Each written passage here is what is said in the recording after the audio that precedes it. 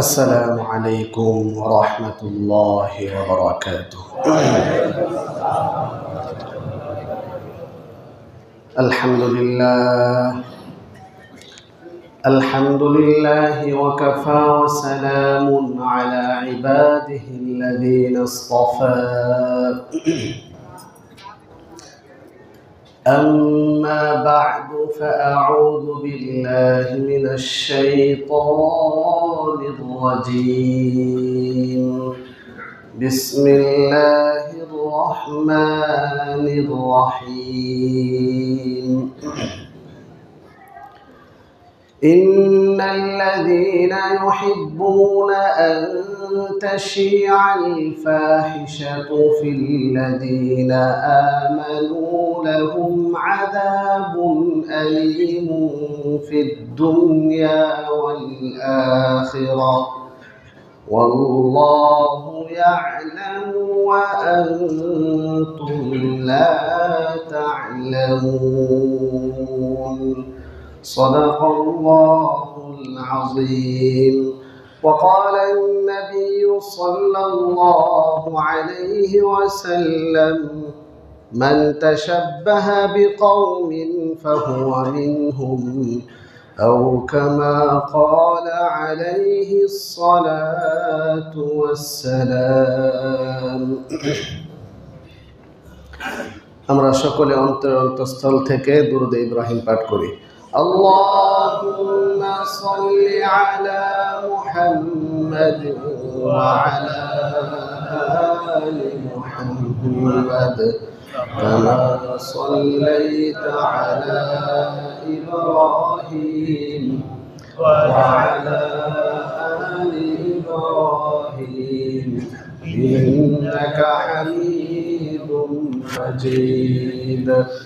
اللهم بارك على محمد وعلى آل محمد كما باركت على إبراهيم وعلى آل إبراهيم إنك حميد مجيد.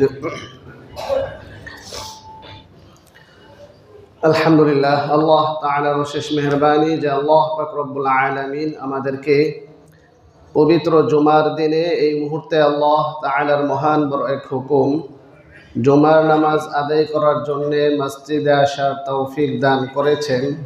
এজন্য আমরা সকলে দিল থেকে শুকরিয়া আদায় করি আলহামদুলিল্লাহ।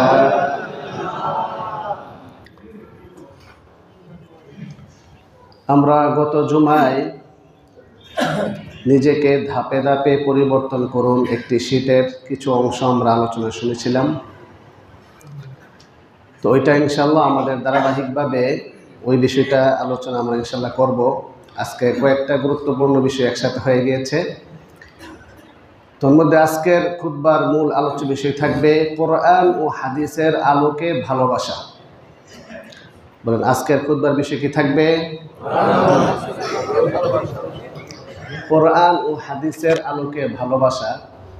যেহেতু সামনে 14 ফেব্রুয়ারি বিশ্ব ভালোবাসা দিবস, ভ্যালেন্টাইন্স ডে, সেই হিসাবে আসলে ভালোবাসা কাকে বলে, ভালোবাসা কত প্রকার, কিভাবে ভালোবাসতে হবে, ভালোবাসার ধরন, প্রকার, শ্রেণীবিন্যাস, ভালোবাসার স্বরূপ, এই বিষয়গুলো আমাদের একটু জানা থাকা দরকার।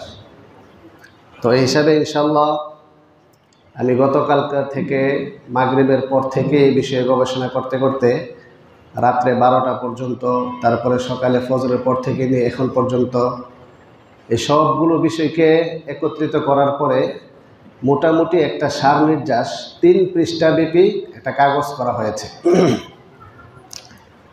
ওই কাগজটা আমরা যারা একটু চিন্তক, চিন্তাশীল, অভিভাবক, গবেষক, আমরা এই কাগজটা নিয়ে সেই কাগজটা ইনশাল্লাহ আমরা প্রচার করব।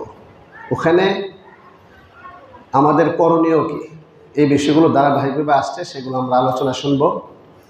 এবং পাশাপাশি আরেকটি শীট দীর্ঘদিন যাবৎ আমরা আলোচনা করে আসতেছিলাম। এখানে জুমার বয়ানের মধ্যে প্রথমে আলোচনা শুরু হয়েছিল ঈমান সম্পর্কে, ধারাবাহিক ঈমান সম্পর্কে আলোচনা হয়ে আসতেছিল, আপনারা শুনছেন অবশ্যই, যারা নিয়মিত আলোচনা শোনেন ওনারা জানবেন। হ্যাঁ, আলোচনা চলতেছিল কি সম্পর্কে? ঈমান। ধারাবাহিকভাবে অনেকদিন পর্যন্ত ঈমান নিয়ে আলোচনা হয়েছিল এবং আমাদের মসজিদে আলহামদুলিল্লাহ ফজরের পরে ধারাবাহিকভাবে মাসআলা মাসাইল, মাশক, তারপরে জিকির আজকার, এই বিষয়গুলো আলোচিত হয়। তোর মধ্যে আমরা দীর্ঘদিন যাবৎ ধারাবাহিকভাবে ঈমানের ৭৭টি শাখা, এটি পর্যায়ক্রমে ধারাবাহিক আলোচনা বিশ্লেষণ আমরা করে আসতেছিলাম। তো আমাকে অনেকেই প্রস্তাব দিয়েছেন যে হুজুর, আপনি যেভাবে ঈমানের ৭৭টি শাখা এক নজরে বলেন, যে জবানের সাথে সম্পৃক্ত ৭টি, তারপরে অন্তরের সাথে সম্পৃক্ত ৩০টি, অঙ্গ প্রত্যঙ্গের সাথে সম্পৃক্ত ৪০টি, মোট কয়টি হলো? ৭৭টি। ওইটি একসাথে লিখিত আকারে দিলে ভালো হতো। তো আমি বলছি ঠিক আছে, আমাদের আলোচনা শেষ হোক আর এটা নিয়ে কাজ চলতে থাকুক। তো এটা কাজ চলতে চলতে চলতে চলতে আলহামদুলিল্লাহ প্রায় শেষের দিকে আসছে, আর সেটাকে আমরা একটা এক নজরে ঈমানের ৭৭টি শাখাকে আমরা একসঙ্গে করেছি। তো এটা আলহামদুলিল্লাহ অনেকে হয়তো পেয়েছেন, অনেকেই নিয়েছেন, অনেকে হয়তো নেন নাই। আমাদের এখানে মসজিদের গেটে এটা বিতরণ করা হচ্ছে, যারা পান নাই নিয়ে যাবেন এবং সেটা বাসায় নিয়ে পড়বেন। বাসায় যে ফ্যামিলির সদস্য আছে তাদেরকে দিবেন, পড়বেন, না বুঝলে জিজ্ঞাসা করবেন ইনশাআল্লাহ। তাহলে এখানে কয়েকটা বিষয় চলে আসতো। একটা হচ্ছে নিজেকে ধাপে ধাপে পরিবর্তন, আবার এক নজরে ঈমানের ৭৭টি শাখা, আরেকটা হচ্ছে ভালোবাসা। এই সবগুলো সম্পর্কে অল্প সময়ে আমরা কিছু কিছু জানবো। তো নিজেকে ধাপে ধাপে পরিবর্তন করুন, ওইটা আজকে আমরা আলোচনা নাই করলাম, ইনশাআল্লাহ অন্য সময় করব। তো প্রথমে আমরা এক নজরে ঈমানের ৭৭টি শাখা, এই বিষয়ে অল্প কিছু বলে আমরা মূল আলোচনায় যাব। এখানে শুরুতে দেখবেন লেখা আছে একটি হাদিস, একখানা হাদিস লেখা আছে, যে হাদিসের মধ্যে রাসূল কারীম, সবাই পড়েন সাল্লাল্লাহু আলাইহি ওয়াসাল্লাম, আল ঈমানু বিদ'উন ওয়া সাব'উনা শু'বাতান। আচ্ছা, মাইকের আওয়াজটা কি সবার কাছে ক্লিয়ার হচ্ছে? আওয়াজ বেশি না কম? তো ঈমান, রাসূল বলেন যে ঈমান এর ৭০-এরও অধিক শাখা রয়েছে। এটা হচ্ছে হাদিসের অনুবাদ, যে ৭০-এর অধিক। তো ৭০-এর অধিক কত, এটা নিয়ে মুফাসসিরে কেরাম এক একজন এক এক গবেষণা আছে। কেহ ৭৩টা বর্ণনা করেছেন, কেহ ৭৬টা, কেউ ৭৭টা, কোথাও ৬০টাও আছে। যাক, ওইটা তেমন গুরুত্বপূর্ণ বেশি না, তবে প্রসিদ্ধ হচ্ছে ৭৭টার তালিকা দেওয়া আছে, বিভিন্ন কিতাবে আছে। সেগুলোকে মুনাজ্জাম করা হয়েছে এবং একটু গবেষণা করে সেটাকে সিরিয়াল মেনটেন করা হয়েছে আর কি। তো এখানে হাদিসের অনুবাদ একটু খেয়াল করেন, যে ঈমান এর রয়েছে ৭০-এর অধিক শাখা। ফাআফদালুহা কাউলু লা ইলাহা ইল্লাল্লাহ, সর্ব উত্তম এবং সর্বশ্রেষ্ঠ শাখা হলো লা ইলাহা ইল্লাল্লাহ। ওয়া আদনাহা ইমাতাতুল আযা আনিত তরিক। এখন অধিকাংশ কিতাবে এটার অনুবাদ লেখা থাকে সর্বনিম্ন শাখা হলো রাস্তা থেকে কষ্টদায়ক বস্তু সরানো। আমি এই অনুবাদ করি নাই, আমি অনুবাদ করেছি যে কর্মের প্রেক্ষাপটে সবচেয়ে সহজতর শাখা হলো রাস্তা থেকে কষ্টদায়ক বস্তু সরানো। তো অনুবাদ এটা এভাবে করা হলো কেন? অনুবাদের মধ্যে একটু চেঞ্জ করা হলো এই জন্য যে আদনাহা এর আরবিতে ব্যাখ্যা, বুখারী শরীফের বিশ্ব বিখ্যাত একটি ব্যাখ্যা গ্রন্থ আছে যার নাম হচ্ছে ফাতহুল বারী। মিশকাত শরীফের একটি ব্যাখ্যা গ্রন্থ আছে যার নাম হলো শারহুত তৈবী। আরেকটি রয়েছে মিরকাত। মিরকাত একটি বিশ্ববিখ্যাত মিশকাত শরীফের একটি গ্রন্থ, মুল্লা আলী কারি রহমাতুল্লাহি আলাইহি লিখেছেন। উনি সেখানে অনুবাদ করেছেন আকরাবুহা তানাবুলান, অর্থাৎ সহজে যে কাজটা করা যায়। এখন আদনাহা এর অনুবাদ যদি করা হয় সর্বনিম্ন শাখা, নিম্ন কথাটা বোঝায় হচ্ছে যে সে হচ্ছে নিম্ন শ্রেণীর বা নিম্ন শ্রেণীর কর্মচারী। তো নিম্ন মানে একটু নিচে নিচে বোঝায়, লেভেল কম এমন। তো ঈমানের কোনো শাখা তো আর নিম্নের না, ঈমানের সবগুলো শাখাই তো শ্রেষ্ঠ, সবগুলো শাখাই উত্তম, সবগুলো শাখাই ভালো, কোনো একটা শাখায় মানে নিম্ন এরকম না। তো এই জন্য আরবিতে যে অনুবাদ করা হয়েছে আকরাবুহা তানাবুলান, এর বাংলাটা হচ্ছে সবচেয়ে সহজতর শাখা। তাহলে সবচেয়ে প্রথম শাখা হলো লা ইলাহা ইল্লাল্লাহ, এবং সবচেয়ে সহজতর শাখা হলো রাস্তা থেকে কষ্টদায়ক বস্তু সরানো। এখন কথা হচ্ছে, আচ্ছা রাস্তা থেকে একটা কাঁটা সরাইতে যতক্ষণ সময় লাগবে, যতটুকু কষ্ট লাগবে, লা ইলাহা ইল্লাল্লাহ বলতে কি এতটুকু সময় লাগবে? তাহলে লা ইলাহা ইল্লাল্লাহ বলা সহজ নাকি রাস্তা থেকে কষ্টদায়ক বস্তু সরানোটা সহজ?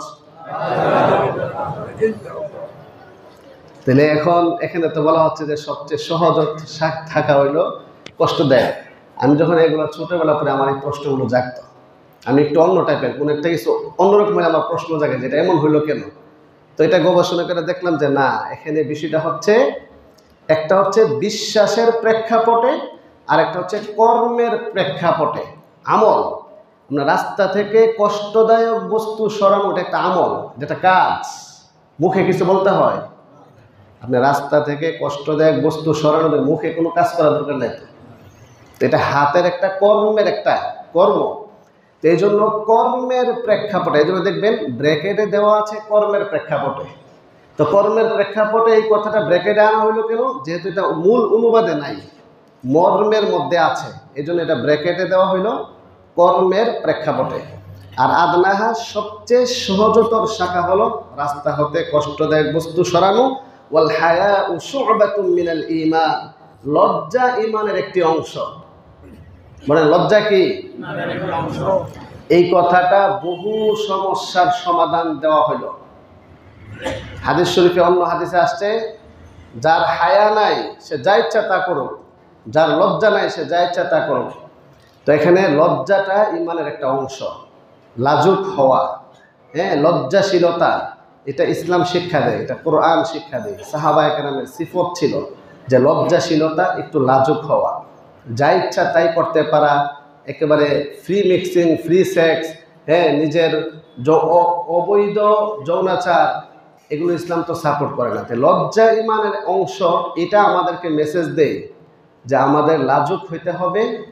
হ্যাঁ, ভালোবাসা দিবসের নামে বেহায়াপনা করা যাবে না। এই অংশটা কিন্তু আমাদেরকে এই মেসেজ দিচ্ছে, ওয়াল হায়াউ শু'বাতুম মিনাল ঈমান। যার লজ্জা আছে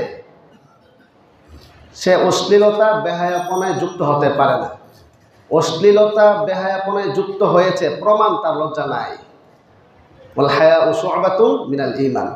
পরে দেখবেন এখানে এক নজরে ঈমানের ৭৭টি শাখা রয়েছে, জবানের সাথে সম্পৃক্ত ৭টি। কি কি এখানে দেওয়া আছে? করণীয় ৬টি, বর্জনীয় ১টি, অন্তরের সাথে সম্পৃক্ত ৩০টি, ঈমান বিষয়ক ৯টি, অন্তরের আমল ২১টি, করণীয় বা অর্জনীয় ১৪টি, বর্জনীয় ৭টি, অঙ্গ প্রত্যঙ্গের সাথে সম্পৃক্ত ৪০টি, ব্যক্তি জীবনে ১৬টি, করণীয় বা অর্জনীয় ১৪টি, বর্জনীয় ২টি, পারিবারিক জীবনে ৬টি, সমাজ ও রাষ্ট্রীয় জীবনে ১৮টি, করণীয় ১৫টি, বর্জনীয় ৩টি। এ হচ্ছে মোট ৭৭টি। তো আপনি এক নজরে একসাথে যেগুলা বিক্ষিপ্তভাবে বিভিন্ন হাদিসে কোরআনে রয়েছে, সেগুলাকে একসাথে একটা লিফলেট করা হলো, এখানে দেওয়া আছে আর কি, এক নজরে ঈমানের ৭৭টি শাখা। এটা সবাই পড়বেন, দেখবেন, বোঝার চেষ্টা করবেন। আল্লাহ তাআলা আমাদের সবাইকে এটি পরে সে অনুপাতে আমল করার তৌফিক দান করুন। দ্বিতীয় পর্যায়ে আমাদের সামনে আসতেছে 14 ফেব্রুয়ারি। 14 ফেব্রুয়ারি এমন একটি দিন, যেই দিনটি হবে জুমার দিন। আজকে হচ্ছে 7 তারিখ, আগামী জুমার দিন 14 তারিখ। একই সাথে জুমার দিন হবে, একই সাথে শবে বরাত হবে, একই সাথে ভ্যালেন্টাইন্স ডে হবে। তো এখন আমরা যদি ভ্যালেন্টাইন্স ডে, এটা ধর্মীয় কোনো বিষয় না, এটা হচ্ছে ঐতিহাসিক একটি বিষয়। তবে এটা ধর্মের সাথে, খ্রিস্ট ধর্মের সাথে সম্পৃক্ত ছিল। আমরা যদি এর ইতিহাস নিয়ে আলোচনা করতে চাই তাহলে সেটা অনেক লম্বা হয়ে যাবে। ঐতিহাসিক সবগুলো বর্ণনার সার নির্যাসটা যদি বলতে চাই, আপনারা যারা একটু পড়াশোনা করেন, বিশ্লেষণ করেন, যদি নেটে সার্চ করেন ভ্যালেন্টাইন্স ডে উইকিপিডিয়াতে, তাহলে তার বিস্তারিত বর্ণনা আসবে। আমি সবগুলো বর্ণনা পড়েছি, মোট 6টা বর্ণনা আছে। এই ভ্যালেন্টাইন্স ডের ইতিহাস নিয়ে কয়টি বর্ণনা? 6টি বর্ণনা। এই সবগুলো বর্ণনা একটু বিশ্লেষণ করলে আমার কাছে একটা সঠিক মনে হয়েছে, আর বাকিগুলো আমার কাছে মানে কারচুপি বা অন্যরকম মনে হয়েছে। কেন? তারও যুক্তি আছে। একটু শুনেন, এই 6টা বর্ণনার মূল বর্ণনাটা একটু শুনেন, যে এখানে আজকে থেকে 1700 বছর আগে, ধরেন 269 খ্রিস্টাব্দে, কত খ্রিস্টাব্দে? তাহলে কত বছর আগে? 200, এখন বর্তমানে 2025, 269 খ্রিস্টাব্দে, তার মানে ইসলাম ধর্মের আরো বহুত আগে। তখন খ্রিস্ট ধর্ম ছিল, ঈসা আলাইহিস সালামের ধর্ম, নাসারাদের ধর্ম ছিল। সে ধর্ম সঠিক ছিল, পরবর্তীতে বিকৃত হয়েছে। ওই সঠিক ধর্ম যারা প্রচার করতেন, ধর্ম প্রচারক, ধর্ম যাজক, তাদেরকে পাদ্রী বলা হতো। কি বলা হতো? পাদ্রী, সেন্ট বা পাদ্রী বলা হতো। সেই ধর্মযাজক একজন ছিলেন, তার নাম ছিল ভ্যালেন্টাইন। সে ধর্ম প্রচারক ছিল। এখন ইতিহাস কিন্তু, এটা কিন্তু কোরআন হাদিসের কথা বলতেছি না, তো ইতিহাসের মধ্যে কম বেশি হতে পারে, ব্যবধান হতে পারে। বললাম না, 6টা বর্ণনার মধ্যে প্রায় বর্ণনাতে এটা এভাবে বলা হয়েছে যে ওই সময় একজন বাদশাহ ছিল, সে খ্রিস্ট ধর্ম যারা প্রচার করতেন তাদেরকে বাধা দিতেন, পছন্দ করতেন না। ফলে ওই সময় বাদশাহ মনে করলো যে যারা নতুন প্রজন্ম যুবক আছে, তারা যদি বিবাহ না করে তাহলে তাদের শক্তি, পারফরমেন্স, কনফিডেন্স এগুলো ভালো থাকে। এই জন্য যুবক বয়সে নতুন প্রজন্ম যারা, তাদেরকে বিবাহটা নিষিদ্ধ করে দিই। তো ওই সময় যে খ্রিস্ট ধর্ম প্রচারক, ধর্মযাজক ছিল, সে আবার গোপনে তাদেরকে, যুবক যুবতীদেরকে বিবাহ করাতেন। তো এই বিষয়টা ওই সরকারের যে প্রধান ছিল সেটা পছন্দ করতো না। না করলে পরে তাকে গ্রেফতার করা হয়। গ্রেফতার করে জেলখানায় নেওয়া হয়। আর ওই জেলখানায় কারারক্ষীর একজন মেয়ে ছিল, খুব সুন্দরী। ওই কারারক্ষীর মেয়ে, সে অন্ধ ছিল। আর এই ধর্মযাজক, সে একজন ধর্মযাজক ছিল, পাশাপাশি একজন ভালো চিকিৎসক ছিল, ডাক্তার ছিল। সে ডাক্তারি বিদ্যার মাধ্যমে ওই কারারক্ষীর যে অন্ধ ব্যক্তি ছিল তাকে চিকিৎসার মাধ্যমে সুস্থ করে ফেলে, যেটা সাধারণত অন্য কেউ পারে না। এখানে বর্ণনা 2টা আসছে, একটা হচ্ছে যে চিকিৎসা বিজ্ঞানের মাধ্যমে সে সুস্থ করেছে, চিকিৎসার মাধ্যমে। আবার আরেকটা বর্ণনা আসছে যে না, সে আধ্যাত্মিক শক্তির মাধ্যমে তার অন্ধটাকে ভালো করেছে। তো 2টা পয়েন্ট এখানে আছে, একটা হলো চিকিৎসার মাধ্যমে করেছে, আরেকটা কি? আধ্যাত্মিক শক্তির মাধ্যমে করেছে। যদি দ্বিতীয়টা সত্য হয়ে থাকে, আধ্যাত্মিক শক্তির মাধ্যমে করেছে, তাহলে তার ব্যাপারে বলা হয় যে এই কারারক্ষীর মেয়ের প্রেমে সে পড়ে যায়। তো এই 2টা বিপরীত কথা। যার আধ্যাত্মিক শক্তি বিকশিত হবে, সে একটা নর্মাল বিষয় প্রেমে পড়ে যাবে, এটা হতেই পারে না। আর যে প্রেমে পড়বে সে আধ্যাত্মিক সাধক হতে পারবে না, তার আত্মিক শক্তি বিকশিত। এটা কিন্তু বিপরীতমুখী। এজন্য কোনটা সঠিক? আমার কাছে মনে হলো, যদি সে আধ্যাত্মিক শক্তির মাধ্যমে করে থাকে তাহলে সে প্রেমে পড়ে নাই। সে তো ভালো পরামর্শ দিয়েছিল, ভালো কাজ করেছে, সে প্রেমে পড়ে নাই। যাই হোক, এটা ঐতিহাসিক বিষয়। এই বিষয়টা যখন আস্তে আস্তে ছড়াছড়ি হইতে থাকে, তখন বাদশাহ চিন্তা করলো তাকে জেলখানায় দিয়েও শান্তি পাওয়া গেল না। জনগণ তার ভক্ত হয়ে যাচ্ছে, তার প্রতি আকর্ষণ হয়ে যাচ্ছে, তাকে মেরে ফেলতে হবে, হত্যা করে ফেলতে হবে। তখন সরকারি ফরমান অনুপাতে তাকে হত্যা করা হয়। আর সেই হত্যার দিনটি ছিল 14 ফেব্রুয়ারি। বুঝছেন ঘটনা সংক্ষিপ্তভাবে? ওই 14 ফেব্রুয়ারি যে তাকে হত্যা করা হয়, সেই বিষয়টাকে কেন্দ্র করেই একটা দিবস চালু হয়। আর এই দিবসটার নাম হলো ভ্যালেন্টাইন্স ডে। এটা কিন্তু ভালোবাসা দিবস ছিল না, এটা জাস্ট তার স্মরণার্থে খ্রিস্ট ধর্মের লোকেরা ভ্যালেন্টাইন্স ডে তারা পালন করত। শুধু ভ্যালেন্টাইন্স ডে না, ওই রকমভাবে খ্রিস্টানদের মধ্যে আরও বহু এরকম ডে আছে, দিবস আছে অনেকগুলো। সেন্ট মার্টিন দিবস আছে, এরকম অনেকগুলো দিবস আছে, কিন্তু সেগুলো এত প্রসিদ্ধি লাভ করে নেই। কিন্তু ওই 269 সনে 14 ফেব্রুয়ারিতে তাকে হত্যা করার বিষয়টাকে কেন্দ্র করে খ্রিস্ট ধর্মেরা এই দিবসটা পালন করত। ওখান থেকেই আস্তে আস্তে পর্যায়ক্রমে, যেহেতু সে প্রেমে পড়েছে এই কথা ছিল, অথবা সে গোপনে যুবক যুবতীদেরকে বিবাহ করাইতো, এই জায়গাটাকে কেন্দ্র করেই এটা ভালোবাসা দিবসের নামে প্রসিদ্ধি লাভ করে। মাঝখান দিয়ে অনেক বছর অফ থাকার পরে 400 বছর পরে আবার তাকে স্মরণ করা হয়। ওই ভ্যালেন্টাইনকে আবার স্মরণ করে সেটাকে আবার প্রচার প্রসার করে খ্রিস্ট ধর্মের লোকেরা পালন করতে থাকে। এভাবে পর্যায়ক্রমে আস্তে আস্তে আস্তে আস্তে আস্তে আস্তে কিছু লোক এটাকে পালন করে, করে না, আবার বন্ধ হয়ে যায়, এভাবে চলতে থাকে। যখন ইসলাম ধর্মের আবির্ভাব হয় তখন সম্পূর্ণরূপে বন্ধ হয়ে যায়। এরপরে আস্তে আস্তে অনেক দিন পরে আবার সেটাকে চালু করা হয়। এভাবে চলতে চলতে ভ্যালেন্টাইন্স ডেকে কেন্দ্র করে বিকৃতি চলতে থাকে। যদিও সেটা ছিল ধর্মীয় একটা চেতনা, সত্যের পক্ষের একটা চেতনা ছিল, সেই চেতনাটাকে বিকৃতি করে ভালোবাসা দিবস নামে আখ্যায়িত করা হয়েছে। এভাবে চলতে থাকে, চলতে চলতে চলতে চলতে এখন এটা বিশ্ব ভালোবাসা দিবস হিসাবে প্রসিদ্ধি লাভ করেছে। আমাদের বাংলাদেশে এই বিশ্ব ভালোবাসা দিবসটি আমদানি হয়েছে কত সনে জানেন? 1993 সনে। কত সনে? 1993 এর আগে কেউ বাংলাদেশে এই ভালোবাসা দিবস নামে কিছু আছে, পালন করতে হবে এটা জানতোই না। 1993 সালে একজন প্রসিদ্ধ সাংবাদিক সে বাহির থেকে এসে আপনার এটা যাই যাই দিন একটা পত্রিকা আছে, কি দিন?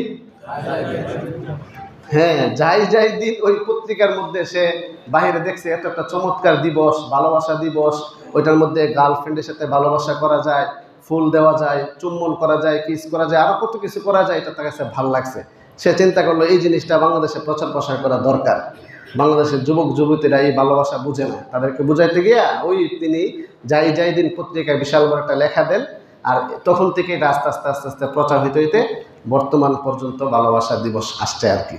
এ সম্পর্কে আমার থেকে হয়তো আপনারা আরো বেশি ভালো জানবেন, কি পরিমাণ নোংরামি আর কি পরিমাণ বেহায়াপনা, অশ্লীলতা এই দিনটাকে কেন্দ্র করে চলতে থাকে।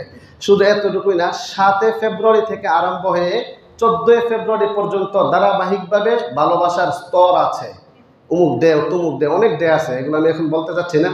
অল্প সময় সার্বিক বিবেচনায় বোঝা গেল এটা বর্তমানে যেই রূপ ধারণ করেছে, যেই পরিমাণ অশ্লীলতা আর বেহায়াপনা ছড়াচ্ছে, সেটাকে আর ভালোবাসা দিবস বলা যায় না। এখন সেটাকে অনেক ইসলামিক স্কলারদের মুখে শোনা যায় সেটাকে বিশ্ব বেহায়া দিবস, বিশ্ব নোংরামি দিবস, এই ধরনের দিবসে তারা আখ্যায়িত করে। এবার আমরা কোরআনের একটি আয়াত শুনবো, তারপরে আমাদের করণীয় ও বর্জনীয় চলে যাব, সময় খুব কম। সূরাতুন নূর, কোরআনে কারিমে কয়টি সূরা রয়েছে? 114টি সূরা। বলেন কয়টি সূরা? 114টি সূরার একটি সূরা হলো সূরাতুন নূর। সূরার নাম কি? সেই সূরাতুন নূর 20, 21, 22 নং আয়াতে আল্লাহ পাক রব্বুল আলামিন খুব চমৎকারভাবে সামাজিক সমস্যার সমাধান দিয়েছেন। এই হচ্ছে এটা বেহায়াপনা, প্রকাশ্যে বেহায়াপনা, অশ্লীলতা, এটা একটা সামাজিক সমস্যা। সমাজে বিশৃঙ্খলা তৈরি হয়, যুবকদের যৌন শক্তির অবৈধ ব্যবহার করে এটা নিয়ে বহু ফিতনার জন্ম হয়। এজন্য আল্লাহ পাক রব্বুল আলামিন স্পষ্ট ভাষায় ঘোষণা দিয়েছেন, ইন্নাল্লাযীনা ইউহিব্বুনা আন তাশিআল ফাহিশাতু ফিল্লাযীনা আমানু লাহুম আযাবুন আলীমুন ফিদ দুনিয়া ওয়াল আখিরাহ ওয়াল্লাহু ইয়া'লামু ওয়া আনতুম লা তা'লামুন। নিশ্চয়ই যারা ঈমানদারদের মাঝে অশ্লীলতা ছড়ায়, অশ্লীলতা আর বেহায়াপনা ছড়াতে যারা পছন্দ করে, তারা খুব ভালো করে খেয়াল করবেন, আমার কথা না আল্লাহর কথা। তো আল্লাহ তাআলা বলেন, নিশ্চয়ই যারা ঈমানদারদের মাঝে, মানুষের মাঝে বেহায়াপনা, অশ্লীলতা, ফাহিশাতুন মানে হচ্ছে অশ্লীলতা, বেহায়াপনা যারা ছড়ায়, প্রকাশ্যে যারা ছড়ায়, লাহুম আযাবুন আলীমুন ফিদ দুনিয়া ওয়াল আখিরাহ, তাদের জন্য রয়েছে দুনিয়াতেও কঠিন শাস্তি রয়েছে, পরকালে তো কঠিন শাস্তি আছেই। আল্লাহু ইয়া'লাম ওয়া আনতুম লা তা'লামুন। আর আল্লাহ তাআলা অবশ্যই জানেন, তোমাদের কৃতকর্ম সম্পর্কে তিনি সম্যক অবগত আছেন, যদিও তোমরা টের পাচ্ছ না, তোমরা বিষয়টিকে উপলব্ধি করছো না, কিন্তু আল্লাহ তাআলা সব কিছু পর্যবেক্ষণ করছেন। সব কিছুর ভিডিও ফুটেজ, সব কিছুর ডকুমেন্ট, সব কিছু রেকর্ড থাকবে। কে কোথায়, কোন জায়গায়, কোন স্পটে বসে অশ্লীলতার বেহায়াপনা ছড়াচ্ছিল, কে কোন জায়গায় বসে বসে বিশ্ব ভালোবাসা দিবসের নামে আকাম আর কুকাম করেছিল, এই সবগুলো রকেট থাকবে। আল্লাহ তাআলা কাল হাসর ময়দানে বলবেন, ওয়ামতাজুল ইয়াউমা আইয়ুহাল মুজরিমুন, হেই পাপিষ্ঠ সম্প্রদায়, হেই ওই সমস্ত সম্প্রদায়, ওই সমস্ত যুবক আর যুবতীরা যারা তোমরা বেহায়াপনা অশ্লীলতা ছড়িয়েছে, তোমরা আবার আলাদা হয়ে যাও। তাদেরকে আলাদা করা হবে, চিহ্নিত করা হবে, এরাই হচ্ছে তারা নামে মুসলিম ছিল, কামে তারা বিশ্ব ভালোবাসা দিবস পালন করত। এদেরকে আলাদাভাবে করা হবে এবং আলাদা শাস্তি দেওয়া হবে। এই জন্য আমাদের সবাইকে সাবধান, সচেতন, সতর্ক হইতে হবে। তো এটা হচ্ছে বিশ্ব ভালোবাসা দিবসের একটা অংশ আমরা কোরআন থেকে শুনলাম। এবার আসি মূল ভালোবাসার কথায়, যে কোরআন ও হাদিসের আলোকে ভালোবাসা কাকে বলে। ভালোবাসা কাকে বলে? ভ্যালেন্টাইন্স ডে অর্থ কিন্তু বিশ্ব ভালোবাসা দিবস না। এটা যদি কেউ অনুবাদ করে, এই অনুবাদ এটা সঠিক না। এটা জাস্ট একটা মর্মগত দিক থেকে একটা প্রেক্ষাপটে চেতনার একটা অংশকে বিকৃতি করে তার নাম বিশ্ব ভালোবাসা দিবস হয়ে গেছে। যদি বিশ্ব ভালোবাসা দিবসকে ইংরেজি করা হয় তাহলে হবে ওয়ার্ল্ড লাভ ডে, বিশ্ব ভালোবাসা দিবস হবে। ভ্যালেন্টাইন অর্থ তার ভালোবাসা না। আচ্ছা যাক, তাহলে ভালোবাসা কাকে বলে? তো ভালোবাসার আবিধানিক অর্থ হচ্ছে আগ্রহ, উদ্দীপনা, আকর্ষণ, ঝোঁকা, মনের টান ও প্রেমকে ভালোবাসা বলে। চিনি, এটা ভালোবাসার আবিধানিক অর্থ। পারিভাষিকভাবে ভালোবাসা কাকে বলে? ভালো বা সুন্দর ব্যক্তি, বস্তু ও বিষয়ের প্রতি মনের আকর্ষণ বা পছন্দকে ভালোবাসা বলে। ভালোবাসাটা জাস্ট একটা মনের আবেগ, মনের একটা টান, মনের একটা আকর্ষণ, যাকে অন্য ভাষায় বলে প্রেম। মনের আকর্ষণ, পছন্দ, সুন্দর, মনোমুগ্ধকর, চিত্তাকর্ষক, এই সমস্ত বিষয়ের প্রতি মানুষের একটা আকর্ষণ তৈরি হয়। এটার নাম হচ্ছে কি? ভালোবাসা। তো ভালোবাসার প্রকারভেদ, এগুলো নিয়ে আমরা একদিন আলোচনা করেছিলাম। ইমানের একটা শর্তের মধ্যে ছিল যে আল্লাহ এবং আল্লাহ রসুলকে ভালোবাসা। ওই সময় আমরা এই কথাগুলো বলেছিলাম। আবারও যেহেতু ভালোবাসার কথাটি আসছে, এই জন্য আবারও স্মরণ করা হচ্ছে। স্বভাবজাত ভালোবাসা, প্রত্যেকটা মানুষ সৃষ্টিগতভাবে প্রাপ্ত একটা শক্তি, এটা হচ্ছে স্বভাবজাত ভালোবাসা। সবার মধ্যে আছে স্বভাবজাত।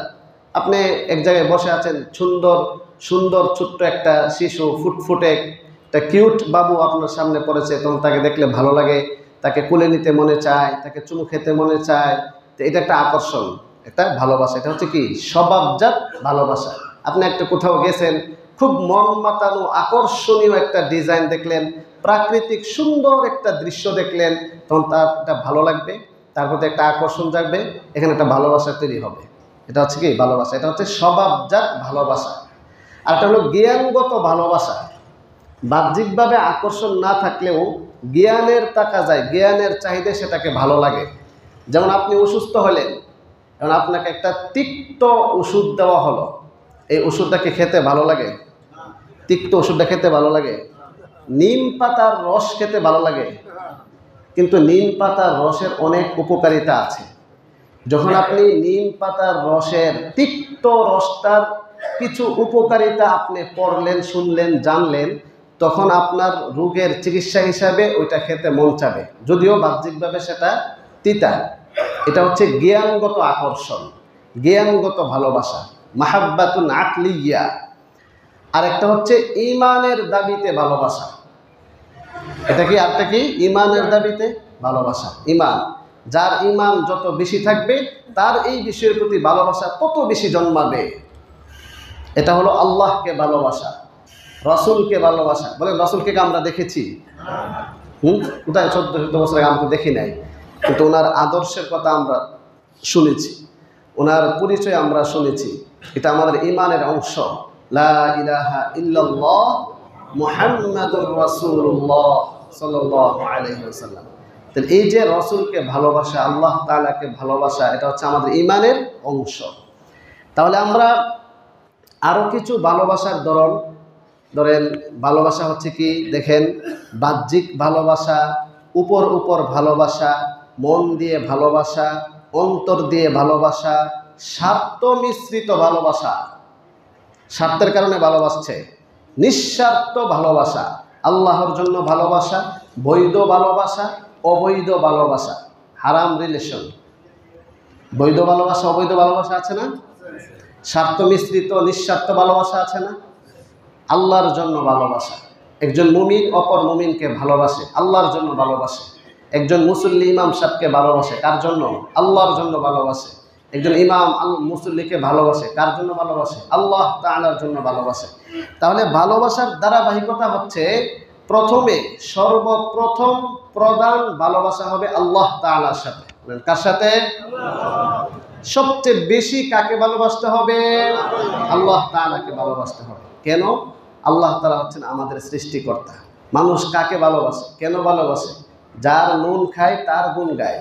তা যে আল্লাহ আমাকে সৃষ্টি করেছেন, যে আল্লাহ আমাকে দুইটা চক্ষু দান করেছেন, যে আল্লাহ আমাকে দৃষ্টি শক্তি, শ্রবণ শক্তি, ঘ্রাণ শক্তি, স্বাদ শক্তি, বুদ্ধি শক্তি, চিন্তা শক্তি, মেধা শক্তি দান করেছেন, যে আল্লাহ আমাকে শারীরিক শক্তি দান করেছেন, যে আল্লাহ আমার ব্রেনটাকে ঠিক রেখেছেন, কথা বলার যোগ্যতা দান করেছেন, যে আল্লাহ তাআলা আমাকে শ্বাস প্রশ্বাস নেওয়ার তৌফিক দান করেছেন, যে আল্লাহ তাআলা আমাকে আলো, পানি, মাটি, বাতাস, মহাবিশ্ব এরকম একটি পৃথিবী নামক গ্রহ আমাকে দান করেছেন, সূর্যের আলো দান করেছেন, অক্সিজেন দান করেছেন, পরিপাকতন্ত্র পরিচালনা করছেন, আমার কিডনি কার্যক্রম পরিচালনা করছেন, শ্বসনতন্ত্র পরিচালনা করছেন, পুরা শরীরের সব কিছু ভারসাম্য করতেছেন কে?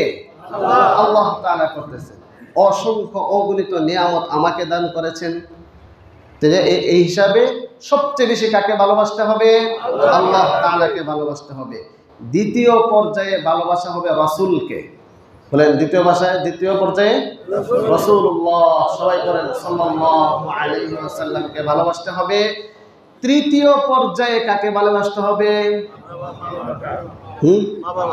মা বাবাকে। রাইট, হ্যাঁ, মা বাবাকে তৃতীয় পর্যায়ে ভালোবাসতে হবে। খুব চমৎকার একটি কথা আল্লাহ পাক রব্বুল আলামিন কোরআনে কারিমের 7 জায়গায় বলেছেন তোমরা শিরিক করিও না। তারপরে বলেন আমি মানব জাতিকে জোর নির্দেশ দিচ্ছি সে যেন তার মাতা পিতার সাথে সৎ আচরণ করে। বলেন মাতা পিতার সাথে সৎ আচরণ করাটা কি নরমাল নির্দেশ না জোরালো নির্দেশ? আল্লাহ তাআলা শব্দ ব্যবহার করেছেন ওয়াসাইনাল ইনসান। এটা ঈমানের একটি বিশেষ শাখা, গুরুত্বপূর্ণ একটি শাখা হলো আল্লাহ তাআলার সন্তুষ্টির পরে মা বাবার সন্তুষ্টিকে প্রাধান্য দিতে হবে। এই জন্য রাসূল বলেন মা বাবার সন্তুষ্টির মধ্যে রয়েছে আল্লাহ তাআলার সন্তুষ্টি। সুবহানাল্লাহ। অতএব যারা আমরা মা বাবাকে কষ্ট দেই, যারা আমরা মা বাবার সম্মান খেদমত করি না, মা বাবার হক আমাদের উপর রয়েছে। কেমন হক রয়েছে সেটা বিস্তারিত বলার সময় নেই।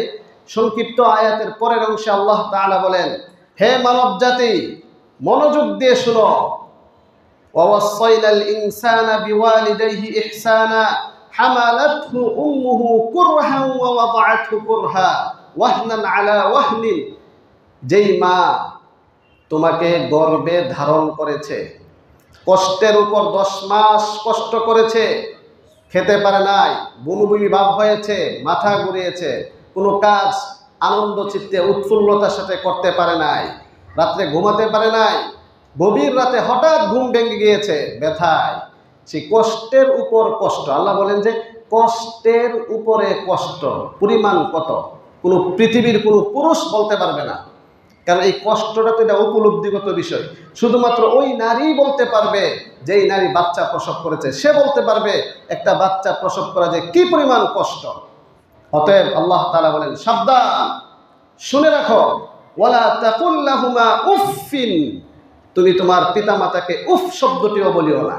যদি তারা বৈধ কাজের নির্দেশ দেয় তাহলে মুফাসসিরিনে কেরাম, মুহাদ্দিসিনে কেরাম, ফুকাহায়ে কেরাম বলে সন্তানের জন্য সেটা পালন করা ওয়াজিব হয়ে যায়।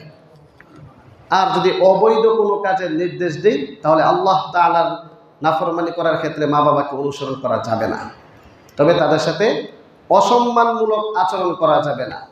সৌজন্যতা বজায় রেখে, ভদ্রতা বজায় রেখে তাদের সাথে আচরণ করতে হবে। অতএব উপস্থিত আমরা যারা মা বাবাকে কষ্ট দিয়েছি তওবা করব।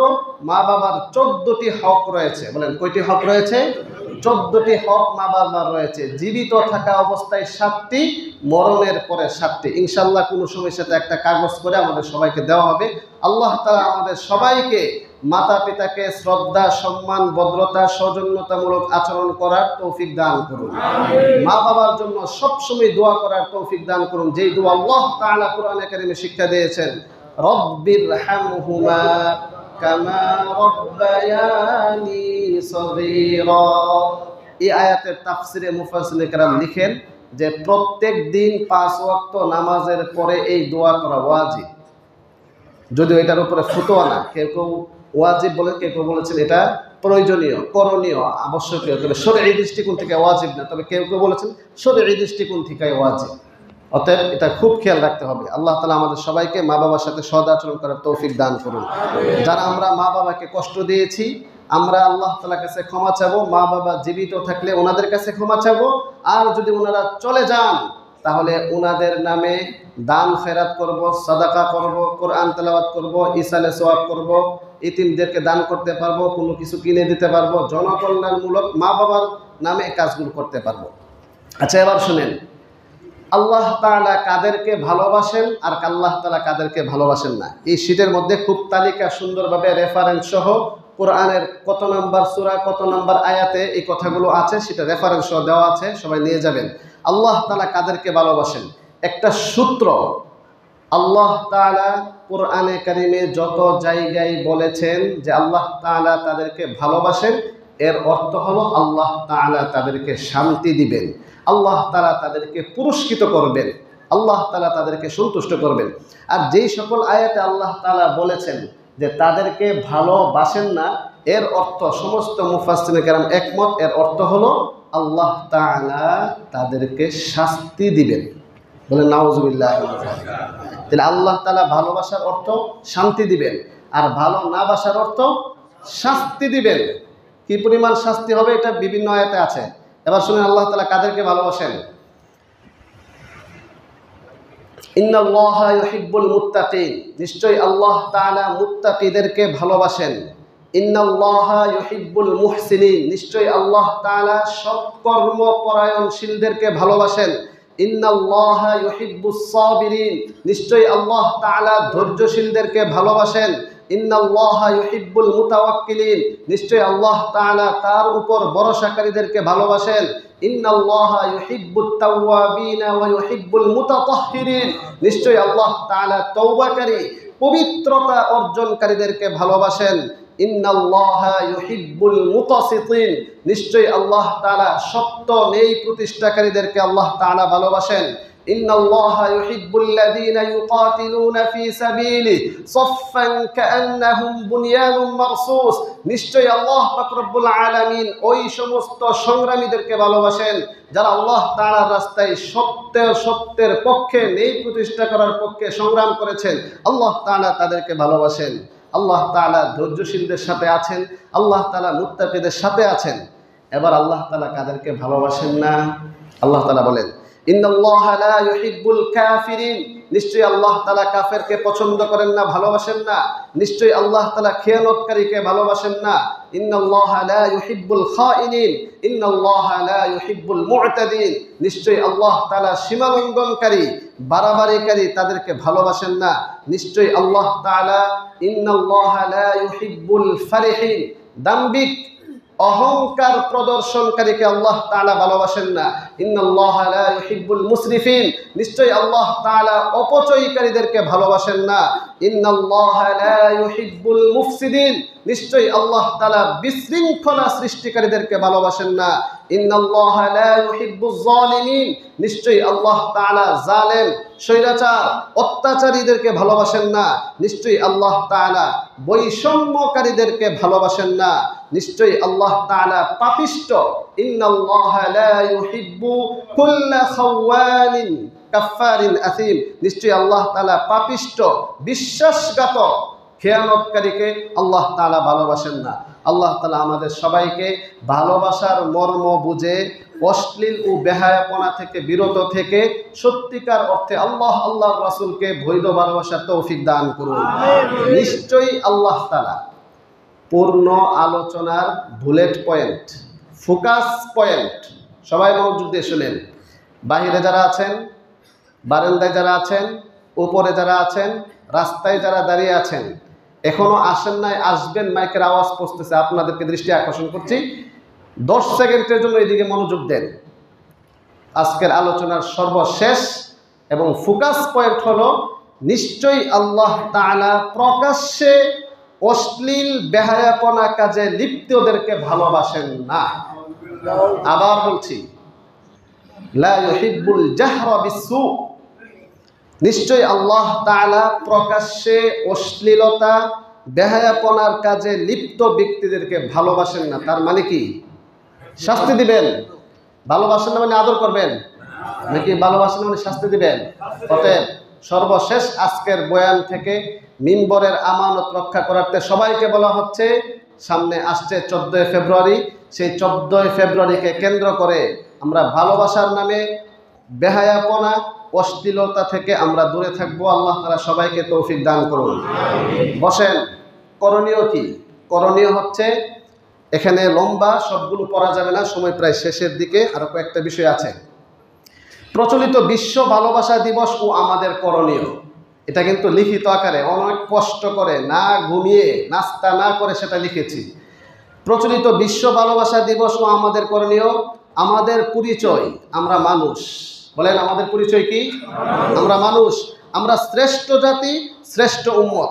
রাসূল সাল্লাল্লাহু আলাইহি ওয়াসাল্লাম বলেন, তোমরা প্রত্যেকেই দায়িত্বশীল, তোমাদের দায়িত্বের ব্যাপারে সচেতন হও। যে দায়িত্বের ব্যাপারে সচেতন নয় সে মানুষ নয়। আবার বলছি, যে দায়িত্বের ব্যাপারে সচেতন নয় সে কি নয়? তে মানুষ না হইলে কি? মানুষ না মানে? হ্যাঁ, কোরআনের ভাষায় সে অমানুষ, কোরআনের ভাষায় সে প্রাণী জগতের মধ্যে চলে গিয়েছে। আমরা যেহেতু এক একজন এক এক ধরনের দায়িত্বশীল, তাই করণীয় বিষয়গুলোকে আমাদের দায়িত্বের বিন্যাসে আলাদা আলাদা শিরোনামে উল্লেখ করছি, যেন প্রত্যেকের জন্য তার দায়িত্ব বোঝা ও পালন করা সহজ হয়। এখানে প্রথম দায়িত্ব হচ্ছে যারা গার্ডিয়ান, যারা অভিভাবক হিসাবে আমাদের করণীয় কি? 8টা করণীয়। যুবক যুবতী ও অধীনস্থদের করণীয় কি? 3টা করণীয়। প্রশাসনের ভাই, যারা মাইকের আওয়াজ শুনতেছেন, প্রশাসনের সাথে সম্পৃক্ত আছে বা সরাসরি আমার কথাটা শুনতেছেন, আপনাদের দৃষ্টি আকর্ষণ করছি। প্রশাসনের ভাই, রাজনৈতিক নেতৃবৃন্দ ও প্রভাবশালীদের করণীয় কি? আপনি আলেম, আপনি দিনদার, আপনি একজন দায়ী, আপনি একজন মুবাল্লিগ, আপনি একজন অন্য ধর্মের গুরু, ধর্মীয় গুরু, আপনি এই পণ্ডিতদের করণীয়। আলেম, দিনদার, দায়ী, ধর্মীয় গুরু ও পণ্ডিতদের করণীয় কি? এটাও এখানে উল্লেখ করা হয়েছে। অল্প গার্ডিয়ান এবং অভিভাবক যেনারা আছেন, আপনাদের করণীয় কি? আমরা প্রত্যেকেই যুক্তি ও ধর্মীয় দৃষ্টিকোণ থেকে ভালোবাসার প্রকৃত সংজ্ঞা জানাবো ও নিজ নিজ অধীনস্থদেরকে জানাবো। আমাদের অধীনস্থদের সামনে ভালোবাসার বৈধ ক্ষেত্রসমূহ চিহ্নিত করে এর উপকারিতার দিকসমূহ তুলে ধরব। অবৈধ ভালোবাসা, যা ভালোবাসা নয় তা বুঝিয়ে অবৈধ ভালোবাসার প্রকৃতি ও ক্ষতিকর দিকসমূহ সম্পর্কে সচেতন করব। আমাদের অধীনস্থরা যেন এই দিন বৈধ অবৈধ ভালোবাসায় ঘা বাসাতে না পারে সেজন্য সজাগ থাকব।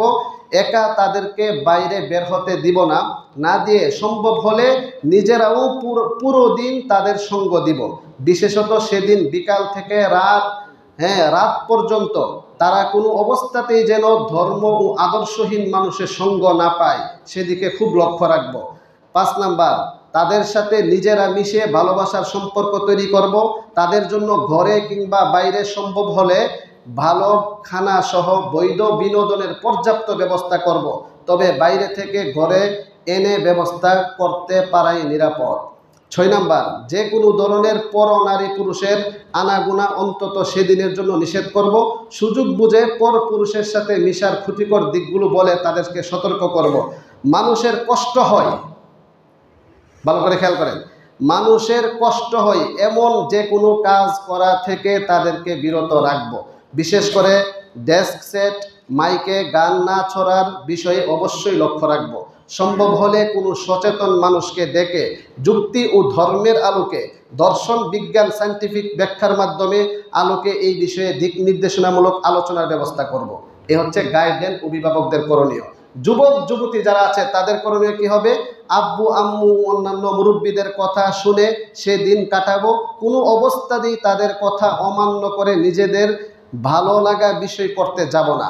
ভালোবাসার নামে এমন কোনো কাজ না করি যদ্দরুন আল্লাহ, রাসূল ও মুরব্বীগণ নারাজ হন। তাদের অনুমতি নিয়ে কোনো বৈধ বিনোদন, যেমন রান্না শেখা, হস্তকাজ করা, খুশ গল্পের আসর করতে পারি, তাতেও ভালো না লাগলে প্রয়োজনে নামাজ ঠিক রেখে একটি লম্বা ঘুম দিতে পারি, তাও ভালো আছে। এ সমস্ত বেহায়াপনার কাছ থেকে ভালো আছে। এখানে আরও অনেকগুলো করণীয় আছে। প্রশাসনের বাইরে রাজনৈতিক নেতৃবৃন্দ ও প্রভাবশালীদের করণীয় কি হবে? মানব সেবা কল্যাণকামিতাই হচ্ছে দিনের সার কথা। বলেন, কোরআন হাদিস দিনের সার কথাটা কি? মানব সেবা করা, কল্যাণকামিতা হচ্ছে দিনের সার কথা। আল্লাহ তাআলা বলেন, তোমরা পরস্পরে কল্যাণ তাকওয়া কাজে সহযোগিতা করো। অন্যায়, অবিচার, পাপাচার, বাড়াবাড়ি, সীমালঙ্ঘনের ক্ষেত্রে তোমরা একে অপরকে সহযোগিতা করিও না। প্রশাসন জনগণের বন্ধু, পুলিশ জনগণের বন্ধু। অতএব ইহকালীন ও পরকালীন কল্যাণকামিতায় উন্নতির লক্ষ্যে সহযোগিতা এগিয়ে আসুন। জনগণ যতই নারাজ হোক, কোনো কিছুতে সরকার বিরোধী, ধর্ম বিরোধী কোনো কাজ জনগণকে আপনারা করার সুযোগ দিতে পারেন না। দেশ ও ধর্মের প্রতি শ্রদ্ধা প্রদর্শনার্থে অবশ্যই আমাদের এই পদক্ষেপ নিতে হবে। মানবতা, নৈতিকতা ও দ্বীনি দায়িত্ব হিসাবেও আপনাদের এই পদক্ষেপ গ্রহণ করতে হবে। সওয়াবের আশায় যদি করা হয় তাহলে অবশ্যই আপনারা নাহি আনিল মুনকারের স্পেশাল সওয়াব আপনারা পাবেন। এবার নিচে আলেম ও দিনদার তাদেরও করণীয় আছে। আল্লাহ তাআলা আমাদের সবাইকে যার যার দায়িত্ব পালন করে ইহকালীন ও পরকালীন সফলতা কামনা করার তৌফিক দান করুন। ওয়া আখিরু দাওয়ানা আলহামদুলিল্লাহি রাব্বিল আলামিন। আমরা যারা সুন্নত নামাজ পড়ি নাই, 4 রাকাত কবল জুমা সুন্নত নামাজ পড়ি নাই।